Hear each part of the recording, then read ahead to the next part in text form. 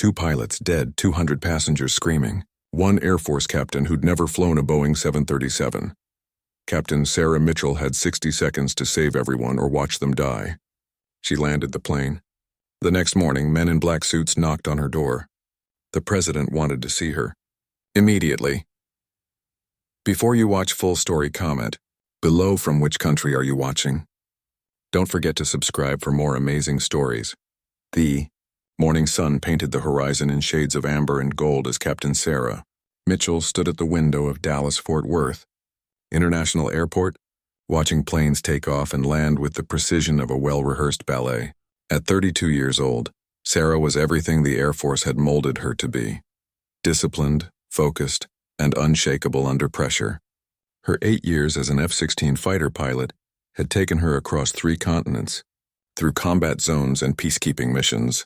But today she wore civilian clothes, a simple navy blazer over a white blouse and jeans. Today she was just another passenger heading home, or so she thought. Sarah had been granted 2 weeks of leave after completing a grueling 6-month deployment in Eastern Europe. The missions had been classified, the hours endless and the stress unrelenting. Her commander had personally ordered her to take this break. "You've earned it, Mitchell," he'd said, his weathered face softening with rare approval. "Go see your family, disconnect, that's an order." So here she was, boarding Flight 447 to Boston, carrying nothing but a small duffel bag and a worn paperback novel she'd been trying to finish for months. As she settled into seat 12F, a window seat over the wing, she noticed the usual mix of travelers around her. A businessman in first class already had his laptop open. A young mother struggled with a toddler 2 rows ahead. An elderly couple held hands across the aisle, their faces peaceful with the comfort of decades together. Sarah closed her eyes as the plane taxied down the runway, feeling the familiar rumble of engines, the slight lift as the wheels left the ground. After flying high-performance fighter jets that could break the sound barrier, commercial flights felt almost meditative in their steadiness. She let herself relax, something she rarely did, and allowed her mind to drift toward thoughts of her parents' home in Cape Cod. Her mother's cooking, her father's terrible jokes, and the sound of waves crashing against the shore. The flight attendants moved through the cabin with practiced efficiency, offering drinks and snacks. Sarah declined both, content to simply watch the clouds drift by outside her window. They were at 35,000 feet now, cruising smoothly through clear skies. The captain's voice came over the intercom, warm and reassuring, announcing their altitude, speed, and expected arrival time. Everything was routine. Everything was normal. Then 47 minutes into the flight, everything changed. It started with a sound, a dull thud from somewhere deep within the aircraft, followed by a shudder that rippled through the cabin like a wave. Sarah's eyes snapped open, her military training instantly pushing away the fog of relaxation. She sat up straight, her senses immediately heightened, reading the aircraft's movements the way a doctor reads vital signs.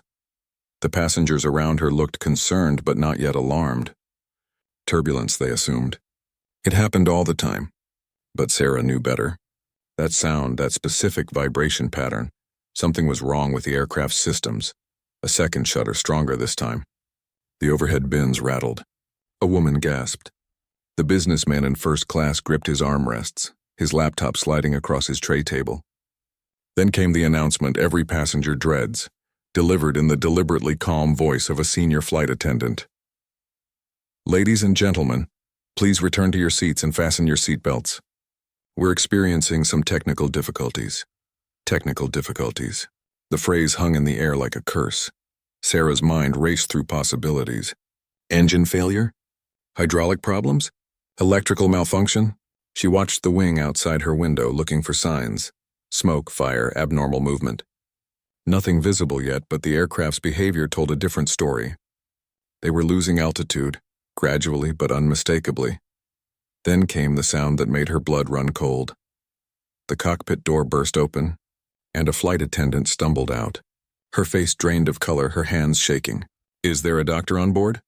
She called out, her voice cracking despite her training. "Please, we need a doctor immediately." 3 people stood up, including an elderly man who identified himself as a cardiologist. They rushed forward, disappearing into the cockpit. Sarah unbuckled her seatbelt and moved into the aisle, her instincts overriding protocol. Something told her this wasn't just about a medical emergency. This was about the plane itself. She reached the cockpit doorway just as the cardiologist emerged, his expression grim. "Both pilots are unconscious," he said quietly to the head flight attendant. "The captain appears to have had a severe heart attack. The first officer is unresponsive. I can't determine the cause, possibly stroke or cardiac event. They need immediate medical attention, but more urgently, someone needs to fly this aircraft." The words hung in the air for 3 long seconds. "We're dropping altitude," another flight attendant whispered, her eyes wide with terror. "We've been trying to reach air traffic control, but the radio system seems damaged." Sarah stepped forward. "I'm a pilot," she said, her voice cutting through the rising panic with the clarity of command. "United States Air Force, Captain Sarah Mitchell. I can fly this aircraft." Every head turned toward her. The flight attendants looked at her with a mixture of desperate hope and uncertainty. The cardiologist studied her face, searching for confidence or delusion. "You fly commercial aircraft?" the head flight attendant asked. "I fly F-16 fighter jets," Sarah replied, "but I have extensive training in various aircraft systems, including commercial planes. I've logged hours in Boeing simulators during joint training exercises with commercial pilots. Right now, I'm the best option you have." There was no time for debate, no time for verification of credentials or careful consideration of alternatives. The aircraft shuddered again, harder this time, and the nose dipped noticeably. Passengers began to scream. "Do it," the head flight attendant said, stepping aside. Sarah entered the cockpit and her heart sank. The captain was slumped over the controls, his face gray, his breathing shallow and irregular. The first officer had fallen sideways in his seat, completely unconscious. The instrument panels blinked with warning lights, a Christmas tree of problems demanding immediate attention. The control yoke was pushed forward, forcing the nose down, and the artificial horizon showed a disturbing angle. No time to think, only time to act. Sarah pulled the captain back from the controls as gently as urgency allowed, then slid into his seat. Her hands found the yoke, pulling it back smoothly, feeling the aircraft's response. She scanned the instrument panel, processing information at lightning speed, altitude 28,000 feet and dropping. Airspeed increasing dangerously as they descended. Engine readings asymmetric. One engine was producing significantly less thrust than the other. "Get them out of here," she ordered, her voice steady and authoritative. 2 flight attendants and the cardiologist carefully removed both pilots from the cockpit, laying them in the galley area where they could receive medical attention. Sarah was alone now, just her and 300 tons of aluminum and fuel falling through the sky with 237 souls aboard. She pressed the radio button. "Mayday, mayday, mayday. This is Flight 447 Heavy. We have a dual pilot incapacitation and are experiencing engine problems. Request immediate assistance, over, static." She tried again, switching frequencies. More static, then finally a crackle of response. "Flight 447 Houston Center." Tom Harrison's voice came through, and she could hear the emotion in it. "That was textbook flying, Captain. You just saved 237 lives. Emergency crews are approaching your aircraft now. Shut down all systems and evacuate according to standard procedures. And, Captain, thank you. Over." Sarah reached up and shut down the engines, the sudden silence almost deafening after the roar that had filled the cockpit for the past hour. Through the windscreen, she could see firefighters approaching, paramedics running toward the aircraft, airport officials coordinating the response. She unbuckled her harness and stood on shaking legs. The head flight attendant appeared in the cockpit doorway, tears streaming down her face. "You saved us," she whispered. "You saved all of us." Sarah managed a weak smile. "We saved us," she corrected. "Your crew kept everyone calm. That was just as important." But even as she said it, she knew her life had just changed forever. Within the hour, news helicopters would be circling overhead. Within 2 hours, her name would be trending on every social media platform.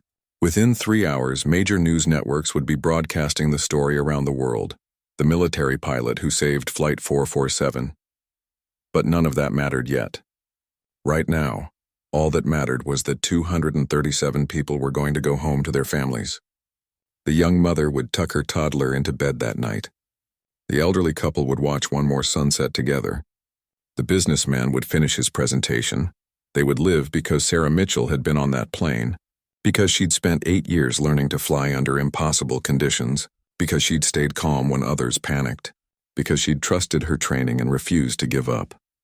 As she walked down the aircraft steps into the warm Texas afternoon, surrounded by emergency personnel and journalists already shouting questions, Sarah allowed herself one moment of satisfaction. She'd done her job. She'd done what she'd been trained to do. And tomorrow, she thought, she'd wake up and life would go back to normal. She had no idea how wrong she was. Sarah woke up in a hotel room near Austin Bergstrom International Airport, disoriented and exhausted.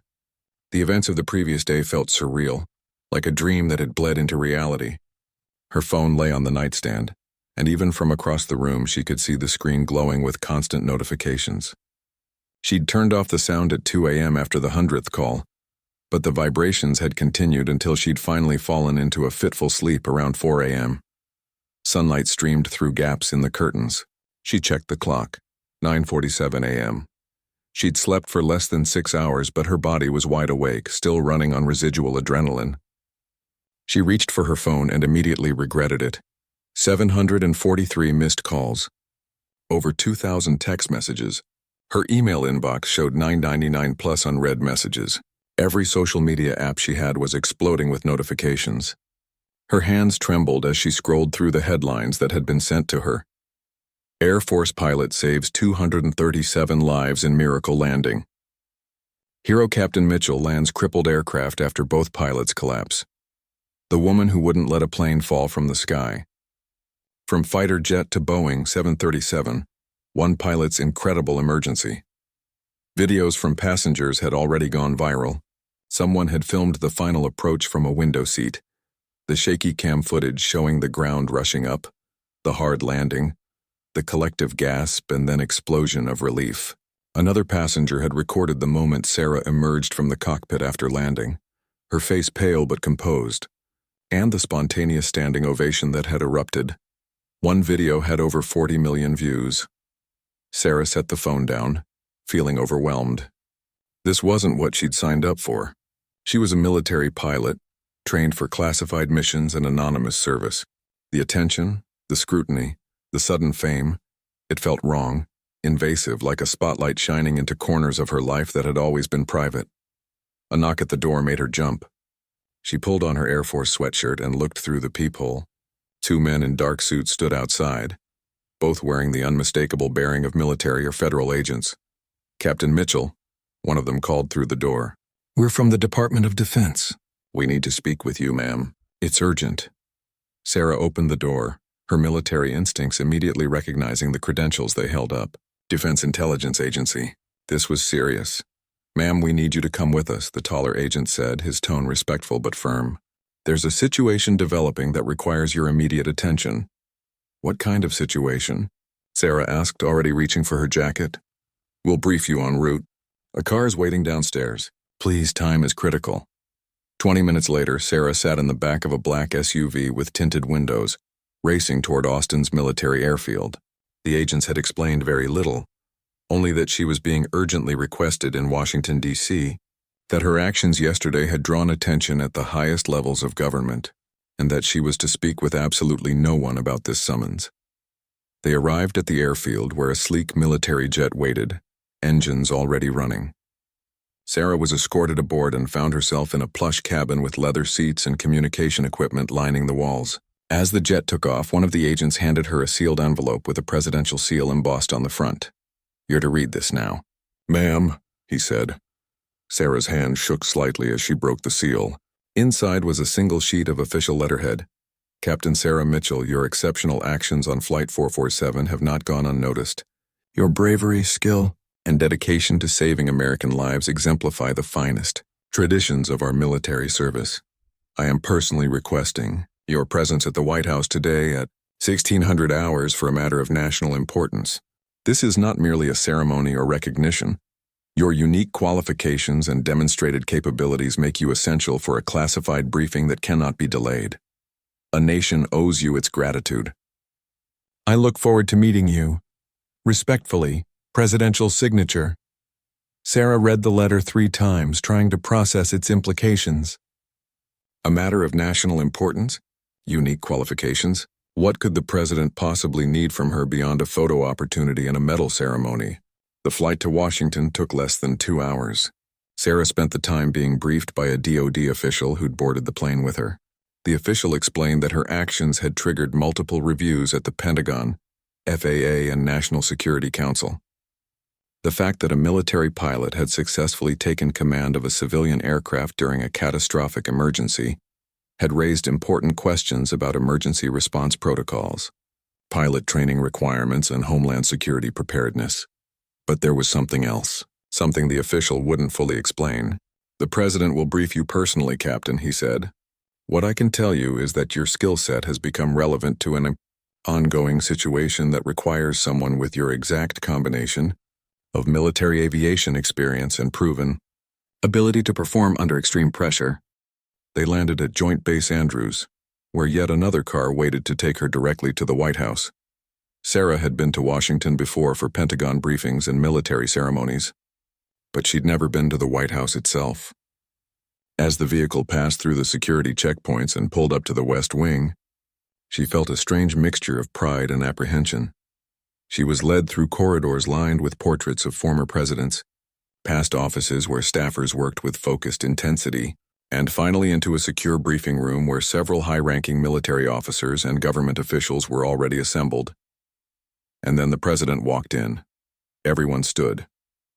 The President moved around the room shaking hands, but his attention quickly focused on Sarah. "Captain Mitchell," he said, extending his hand with a warm smile. "It's an honor to meet you. What you did yesterday was nothing short of extraordinary."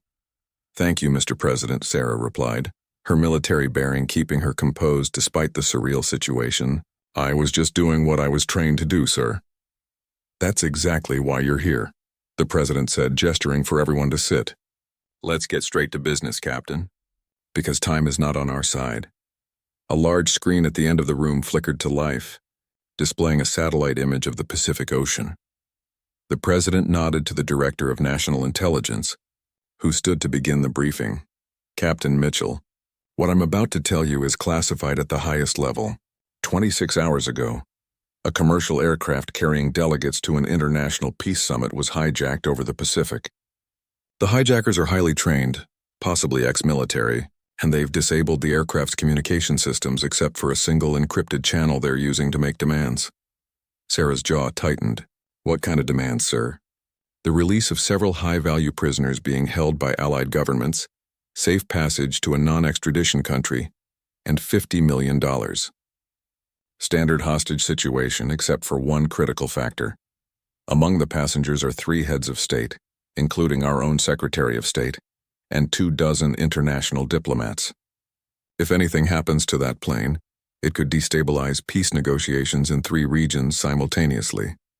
The screen shifted to show an aircraft's flight path, a red line arcing across the Pacific. "The hijacked aircraft is currently flying toward a remote airstrip on an island controlled by a hostile nation. Once it lands there, we lose all ability to resolve this peacefully. The hostages become bargaining chips in a much larger geopolitical game." Sarah studied the screen, her mind already racing through possibilities. "What's the military response plan?"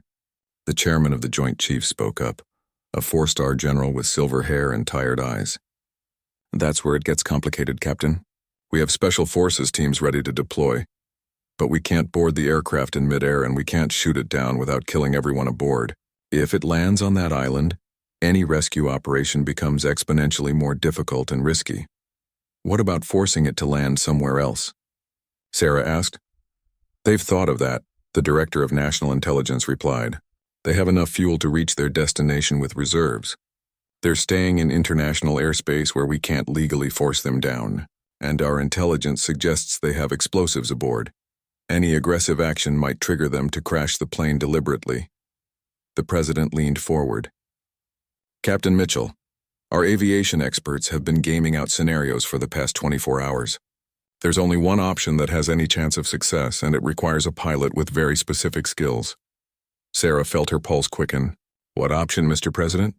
The screen changed again, now showing a detailed schematic of an aircraft, but not a commercial airliner.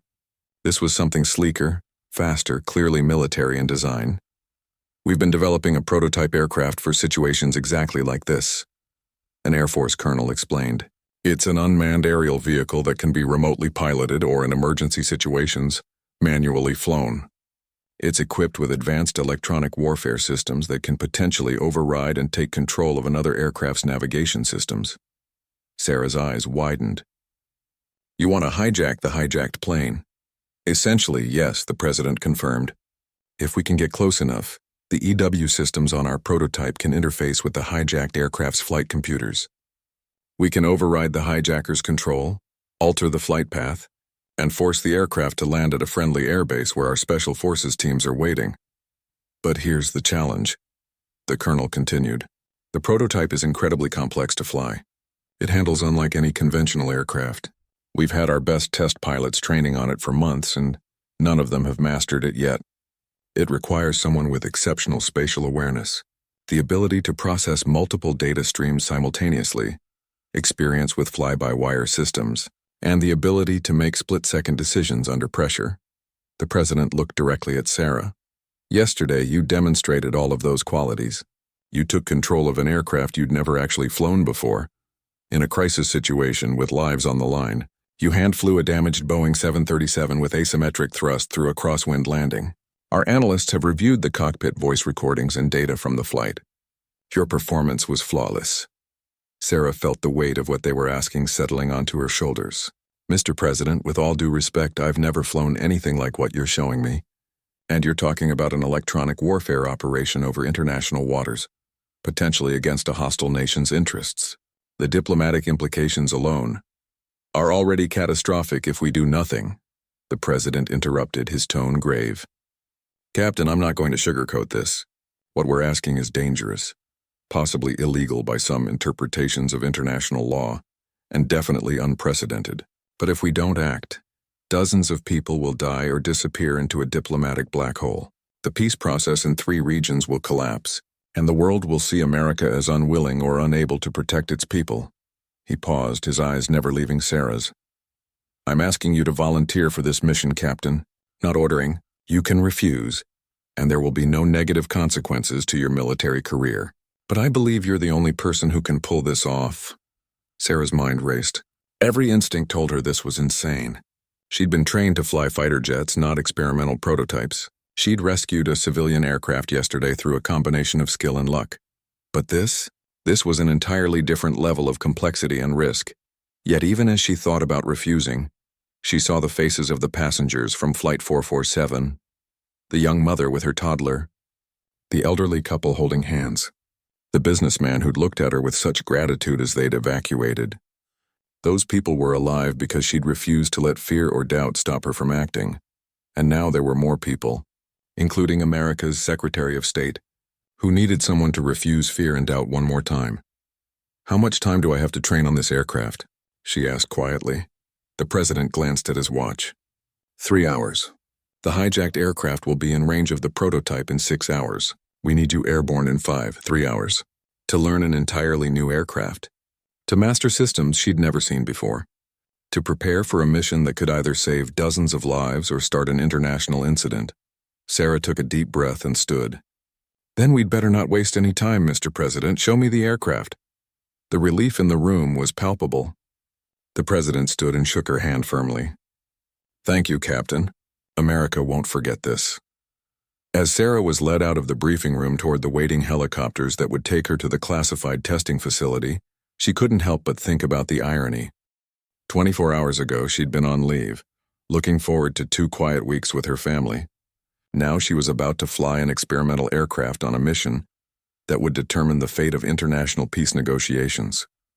Her father, a retired Marine pilot, had once told her, "Sarah, life has a way of finding the people who are ready for challenges they never knew were coming. When that moment arrives, you don't think about whether you're ready. You just act." Sarah was acting, and she prayed it would be enough. The classified testing facility was hidden in the Nevada desert, accessible only by military helicopter. Sarah had spent the last 3 hours in the most intense crash course of her life, learning every system, every control surface, every nuance of the prototype aircraft designated Shadow 7. The aircraft itself was beautiful in a predatory way.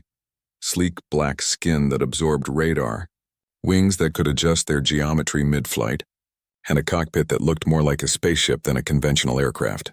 The controls were a mixture of traditional stick-and-throttle and touchscreen interfaces, with holographic displays showing flight information in three-dimensional space around the pilot. Her instructor, a grizzled test pilot named Colonel James Riker, had been relentless but fair. "You've got good instincts, Mitchell," he'd said after her second practice flight. "But good instincts can get you killed in this bird if you don't respect what she can do. Shadow 7 is designed to be unstable. That's what makes her maneuverable. But it also means she'll bite you if you get sloppy." Now, strapped into the cockpit with the sun setting over the desert, Sarah ran through her pre-flight checks one final time. Every switch, every indicator, every system status display had to be perfect. There would be no second chances once she was over the Pacific. "Shadow 7, this is Desert Control." The tower's voice crackled through her helmet. "You are cleared for immediate departure. Climb to flight level 450 and proceed to waypoint Alpha. Command and Control will be monitoring your entire flight." "Good luck, Captain." "Roger, Desert Control. Shadow 7 rolling." Sarah advanced the throttles, feeling the raw power of the hybrid turbofan ramjet engines pushing her back into her seat. The runway blurred past, and then she was airborne, climbing at an angle that would have been impossible in a conventional aircraft. Within 90 seconds, she'd broken through 50,000 feet, the sky above turning from blue to purple to the deep black of near space. "Shadow 7, this is Overwatch," a new voice spoke in her ear. "We have you on scope. Target aircraft is currently at bearing 095, range 240 nautical miles. Current intercept time is 43 minutes. Overwatch, Shadow 7, roger. Systems check complete. All green. Proceeding to intercept." The flight across the Pacific was both the longest and shortest 40 minutes of Sarah's life. The Shadow 7 covered distance at speeds that made her F-16 seem sluggish, yet time seemed to stretch as she contemplated what lay ahead. The electronic warfare systems were active, scanning for the target aircraft's electronic signature. Intelligence had provided her with every detail of the hijacked plane's systems, but theory and practice were very different things. "Shadow 7, we have electronic contact with target aircraft," Overwatch reported. "They're maintaining heading and altitude. No indication they've detected your approach yet. That was by design. Shadow 7's stealth capabilities made her nearly invisible to civilian radar, and she was approaching from an angle designed to stay out of the hijacked aircraft's limited sensor range. Overwatch, Shadow 7, request permission to activate EW Suite and begin electronic handshake protocol." A pause, then a different voice, the president himself, monitoring from the White House Situation Room. "Captain Mitchell, you are authorized to proceed. Remember, we need to take control of their aircraft without them realizing what's happening until it's too late. Once you initiate the override sequence, you'll have approximately 90 seconds before their systems alert them. After that, they might try to disable the flight computer entirely, which would force them to hand fly. We can't let that happen." "Understood, Mr. President. Beginning approach now." Sarah pushed the throttles forward, closing the distance. The Shadow 7's display showed the target aircraft ahead, a standard wide-body commercial jet, flying straight and level, unaware of the predator stalking it from behind and above. At 10 miles, Sarah activated the electronic warfare systems. Immediately, her displays filled with data streams, showing every electronic system on the target aircraft: navigation, communications, autopilot, flight management computer. Everything was laid bare before her like an open book. "Overwatch, Shadow 7, I have full system visibility. Beginning electronic handshake protocol." Her fingers moved across the touchscreens with practiced precision, executing commands she'd rehearsed dozens of times in the simulator. The Shadow 7's AI-assisted systems began sending carefully crafted data packets to the hijacked aircraft's flight computer, disguised as routine satellite navigation updates. These packets contained hidden code designed to create a backdoor into the aircraft's control systems. 5 miles. The target aircraft grew larger in her canopy, still unaware of her presence. "Handshake protocol accepted," Sarah reported, watching the data streams with intense focus. "I have partial access to their flight management system. Escalating to full control access, this was the delicate part. Push too hard, and the hijacked aircraft systems would detect the intrusion and alert the hijackers. Move too slowly, and they drift out of the optimal range for electronic warfare operations." 3 miles. Sarah could see the aircraft clearly now with her naked eye, sunlight glinting off its white fuselage, Shadow 7, be advised. Overwatch warned. Our intelligence indicates the hijackers have at least one person with technical expertise monitoring their systems. Any anomaly might tip them off. Copy that, Sarah replied, her voice calm despite the tension coiling in her chest. Initiating soft override protocols now. The Shadow 7 systems began sending commands that would slowly, imperceptibly take control of the hijacked aircraft's autopilot. It was like a chess game played at digital speed. Each move had to be calculated to avoid detection while progressively limiting the hijacker's ability to respond. 2 miles. Sarah matched the target's speed and altitude, maintaining position slightly above and behind in the aircraft's radar blind spot. Then, everything changed. Warning, warning, her systems blared. Target aircraft is executing evasive maneuvers. Electronic countermeasures detected. The hijacked aircraft suddenly banked hard left and began descending rapidly. They knew. Somehow they detected the electronic intrusion. Shadow 7, maintain electronic warfare engagement. Overwatch commanded. Do not let them break your connection. Sarah threw the Shadow 7 into a tight pursuit curve. Her aircraft's superior performance allowing her to match every maneuver the hijacked plane attempted. But the target aircraft was now actively trying to shake her. Banking, climbing, descending. Burning fuel recklessly but effectively making it difficult for Sarah to maintain the stable electronic connection she needed. Overwatch. They're jamming my signal, Sarah reported, fighting to keep her systems locked onto the target. I'm losing control authority over their flight computer. Shadow 7, you need to get closer. Move to within 1 mile and boost your transmission power. Closer meant more visible. Closer meant the passengers and hijackers might actually see her aircraft. But there was no choice. Sarah advanced the throttles and dove toward the hijacked aircraft, closing the distance rapidly. At 1 mile, she could see people's faces in the windows pressed against the glass, some pointing at her aircraft. Shadow 7 were getting reports from the aircraft, Overwatch said urgently. Passengers are using cell phones to report a military aircraft nearby. Social media is lighting up. We're running out of time before this goes fully public. Copy that. Boosting transmission power and executing final override protocol. Sarah's fingers flew across her controls, channeling maximum power to the electronic warfare systems. The Shadow 7 shuddered slightly as enormous amounts of energy focused into a tight beam aimed at the hijacked aircraft's avionics. For 10 agonizing seconds, nothing happened, then her displays flashed green. Overwatch, Shadow 7. I have full control authority. Their autopilot is now slave to my commands. They can't override without physically disconnecting their flight computer, which would force them to hand-fly. Excellent work, Captain. Now bring them home. Sarah's hands moved with confidence now, sending commands that caused the hijacked aircraft to gradually turn northward, away from its intended destination and toward a secure military airbase in Guam. The turn was gentle enough that passengers would barely notice, but deliberate enough that the hijackers would immediately realize they'd lost control of the aircraft. Shadow 7, be advised, Overwatch warned. Intelligence indicates the hijackers are attempting to access the cockpit to manually override the flight computer. Special Forces team is on standby at Guam. ETA to intercept point is 90 minutes. 90 minutes. Sarah had to maintain electronic control of the hijacked aircraft for 90 minutes while the hijackers desperately tried to regain control. It would be like wrestling an opponent who refused to give up. Every second requiring absolute focus. She settled into position 500 feet above and behind the hijacked aircraft.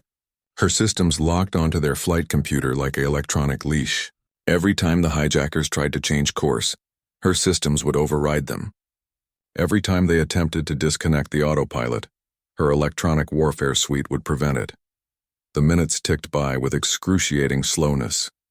Her displays showed passenger cell phone signals emanating from the hijacked aircraft. People calling loved ones, posting on social media, some recording video of the mysterious military aircraft shadowing them.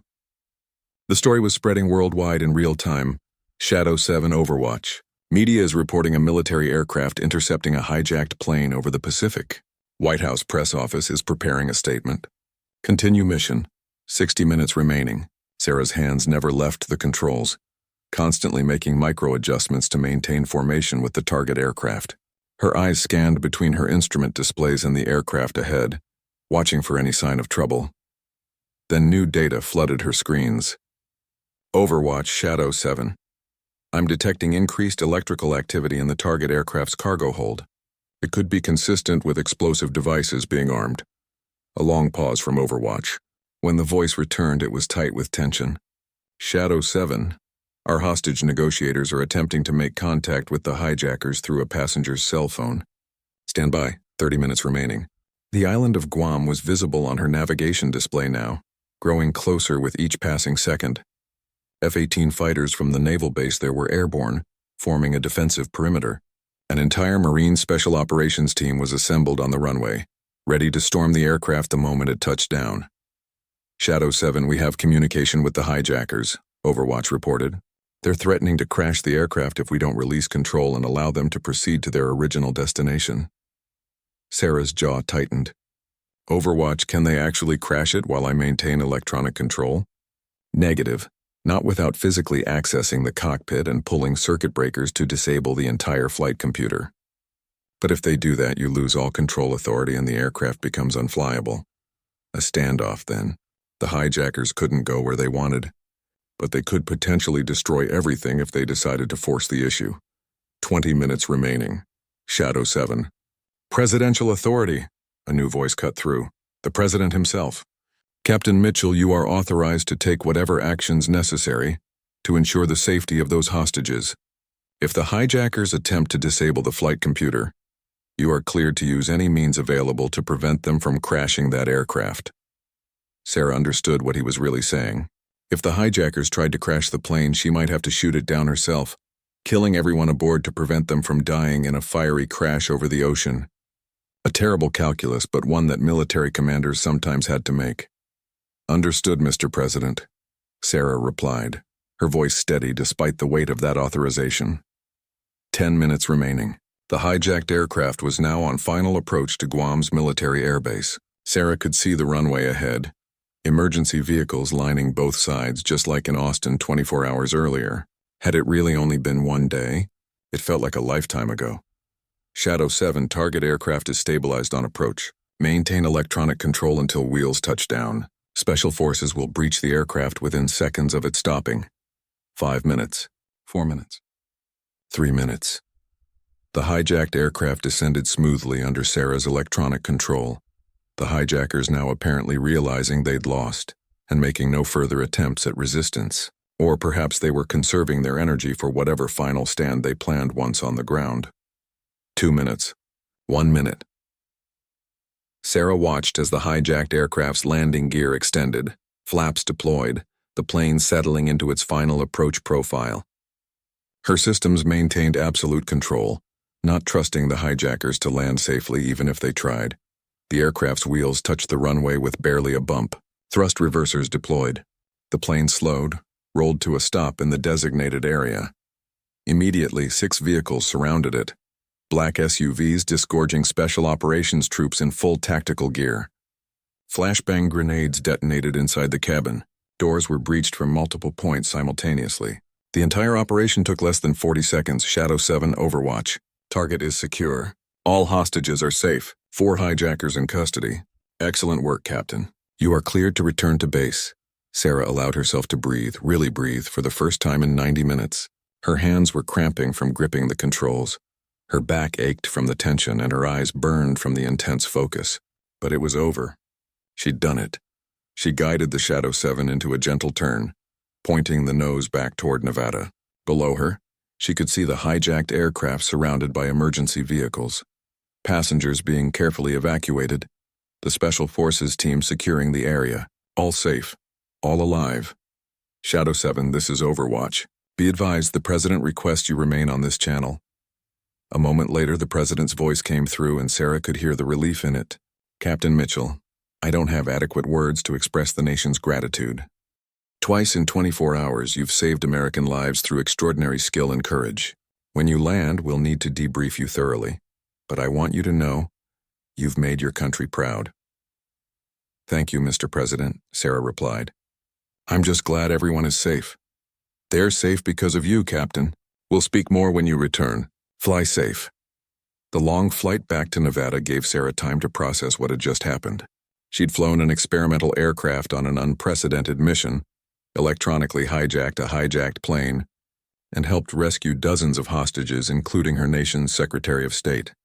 The implications were staggering, politically, diplomatically, technologically. But more than that, she realized something profound about herself. 2 days ago, she'd been looking forward to a quiet vacation. Now she'd been tested twice in the most extreme circumstances possible, and both times she'd risen to the challenge. Not because she was fearless, she'd been terrified both times, but because when lives were on the line, fear became irrelevant. Her father had been right. Life finds the people who are ready for challenges they never knew were coming. As the Nevada desert appeared on her horizon, and Sarah began her approach to the classified facility, she wondered what would come next. Her life had fundamentally changed. The quiet anonymity of military service was gone, replaced by international recognition and whatever consequences, good and bad, would flow from that. But she was ready. Whatever came next, she would face it the same way she'd faced everything else, with skill, courage, and an unwavering commitment to doing what was right. The Shadow 7 touched down smoothly on the desert runway. Sarah taxied to the hangar, shut down the engines, and sat in the sudden silence, letting the moment wash over her. She had saved 2 planes and hundreds of lives in 24 hours. And somehow, she suspected this was only the beginning of her story. 3 days later, Sarah stood in the East Room of the White House, dressed in her Air Force dress uniform, every medal and ribbon perfectly aligned. The room was filled with dignitaries, military brass, government officials, and journalists. Cameras from every major news network captured every moment. The Secretary of State, rescued from the hijacked aircraft, sat in the front row, tears in her eyes. Behind her sat passengers from Flight 447, the young mother with her toddler, the elderly couple, the businessman, and dozens of others who'd insisted on attending. They'd all survived because of the woman standing at attention before them. The president approached with a velvet box, opening it to reveal the Medal of Honor, the nation's highest military decoration, rarely awarded and never given lightly. Captain Sarah Mitchell, the president's voice carried through the room with solemn authority. Your actions over the past week represent the finest traditions of military service and American courage. On March 15th, when civilian pilots became incapacitated, you took command of Flight 447 and saved 237 lives through exceptional airmanship and calm decision-making. 24 hours later, when your nation called upon you again, you volunteered for an unprecedented mission that saved dozens of hostages and prevented an international crisis. He paused, his eyes meeting Sarah's. Some heroes spend their entire lives preparing for a single moment of crisis. You faced 2 such moments in a single day, and in both instances you proved equal to the challenge. It is my profound honor, on behalf of a grateful nation, to present you with the Medal of Honor. The president placed the medal around Sarah's neck, and the room erupted in applause. People stood cheering, some crying. The Secretary of State openly wept. The passengers from Flight 447 applauded until their hands hurt. Sarah stood at attention, fighting back her own tears, feeling the weight of the medal, not its physical weight, but the weight of what it represented. Lives saved, duty fulfilled, a nation's trust honored. After the ceremony, she was mobbed by well-wishers. The young mother from Flight 447 approached with her toddler, who handed Sarah a crayon drawing of an airplane with hearts around it. Thank you, the mother whispered, hugging Sarah tightly. Thank you for bringing me home to my baby. The elderly couple from the flight introduced themselves properly. Charles and Margaret Peterson, married for 52 years. We were supposed to celebrate our anniversary in Boston, Charles said, his voice thick with emotion. Because of you, we got 52 more anniversaries ahead of us. The Secretary of State pulled Sarah aside, away from the cameras. Captain Mitchell, what you did over that Pacific Ocean, the classified part that most of these people will never know about, saved not just our lives, but potentially prevented a war. Nations were watching to see how we'd respond to that hijacking. You gave us a third option beyond surrender or violence. The Pentagon is already studying what you did, and it's going to change how we think about aerial operations. Late that evening, after the official events ended, Sarah found herself alone in the White House garden looking up at the stars. The past few days had been a whirlwind of interviews, briefings, and ceremonies. Her face had been on every magazine cover, every news broadcast. Social media called her everything from America's guardian angel to the pilot who saved the world. But she didn't feel like a superhero. She felt like someone who'd been in the right place at the right time with the right skills, and had simply refused to let fear stop her from acting. Impressive view, isn't it? A voice said behind her. Sarah turned to find the president walking toward her, alone except for a distant Secret Service agent. "Yes, sir, Mr. President," she replied, standing straighter. "At ease, Captain," he said with a slight smile. "I wanted to speak with you privately, away from all the cameras and ceremony." They stood together in comfortable silence for a moment, both looking at the stars. "You know," the president said quietly, "I've given a lot of medals in my time in office, too many to soldiers who showed courage in combat. But this one felt different. Most acts of heroism happen in the moment, on instinct, without time to think. You had time to think. On that plane, you had time to let someone else try. In that experimental aircraft, you had time to refuse the mission. But both times you chose to act anyway. That's not just bravery, that's character." He turned to look at her. "The Air Force is going to want you back for regular duty. The defense contractors are going to offer you consulting positions worth millions. The news networks will offer you your own show. Everyone is going to want a piece of Captain Sarah Mitchell." Sarah nodded slowly. She'd already received dozens of such offers. "My question is," the president continued, "what do you want? Not what others want from you, what do you want for yourself?" Sarah thought about that carefully. In truth, she'd been asking herself the same question for 3 days. "Mr. President," she finally said, "a week ago I was a pilot. That's all I wanted to be. Someone who flies, who serves, who does the job well. Then life threw 2 impossible situations at me and I did what needed to be done. The medals and recognition are humbling, but they're not why I did it." She paused, gathering her thoughts. "What I want is to keep serving, to keep flying. But I also realize now that my experiences, both the routine military service and these extraordinary events, have given me a unique perspective. Maybe there's a way to use that to help train the next generation of pilots, to improve emergency response protocols, to bridge the gap between military and civilian aviation." The president smiled. "That's exactly what I hoped you'd say. How would you feel about a special position? Part Air Force, part Federal Aviation Administration, part Homeland Security. We're calling it the National Aviation Crisis Response Initiative. Your job would be to develop training programs, create new protocols for handling aviation emergencies, and yes, still fly when needed. You'd have the freedom to shape it however you think best." Sarah's eyes widened. It was perfect. A way to continue serving while using everything she'd learned to potentially save even more lives in the future. "When do I start, Mr. President?" He laughed. "How about after you take that vacation you've been trying to take? Your parents have been very patient, but I think they'd like to see their daughter for more than a photo opportunity." Sarah smiled, thinking of her father's text from a week ago. "Skies are clear. Come fly home." She'd flown home in ways he could never have imagined. "Thank you, Mr. President, for everything. Thank you, Captain Mitchell. America is lucky to have you." Sarah stood in front of a classroom filled with young Air Force pilots, all eager and attentive. Behind her, a screen showed footage of Flight 447's landing in Austin and the successful hostage rescue operation over the Pacific. Emergency situations, she told her students, don't announce themselves politely. They don't wait until you're ready. They don't care about your training hours or your experience level. They simply happen, and in that moment you have a choice. Let fear paralyze you, or trust your training and act. She thought about the young nursing student from that viral story she'd read once, a fictional tale that had clearly been inspired by her real experiences. The story had gotten some details wrong, but its core message had been right. Preparation meets opportunity, and courage isn't the absence of fear but the decision to act despite it. Some of you will face situations like I did, Sarah continued. Others will serve entire careers without a single emergency. But every single one of you needs to train as if your worst-case scenario is going to happen tomorrow. Because for someone somewhere it will. After class, she checked her phone and smiled at a text from her father. Saw you on the news again. Still proud. Also, your mother wants to know if you're coming for Thanksgiving. She typed back. Wouldn't miss it. And this time I'm driving.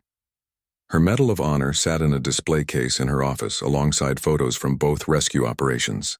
But her favorite decoration was the crayon drawing from the toddler on Flight 447, taped to her wall. A simple airplane surrounded by hearts. Because that's what it was all about, really. Not the medals or the recognition or the fame. It was about the hearts, the lives that beat because someone refused to give up.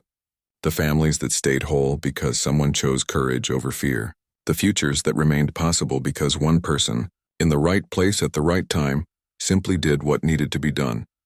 Sarah Mitchell, the military pilot who saved a plane from crashing and then saved it again in a completely different way, had learned that heroism wasn't about being fearless.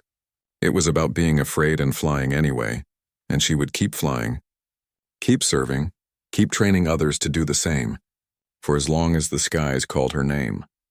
If you enjoyed this story of courage, skill, and service, please like and subscribe for more incredible true-to-life military and aviation stories. What did you think of Captain Sarah Mitchell's journey from routine flight to international hero? What moment resonated with you most? The emergency landing of Flight 447, or the classified mission to rescue the hostages? Share your thoughts in the comments below and let us know. What would you have done in Sarah's position? Rate this story from 1 to 10 and tell us where you're watching from. The best stories are the ones we share together. See you in the next one.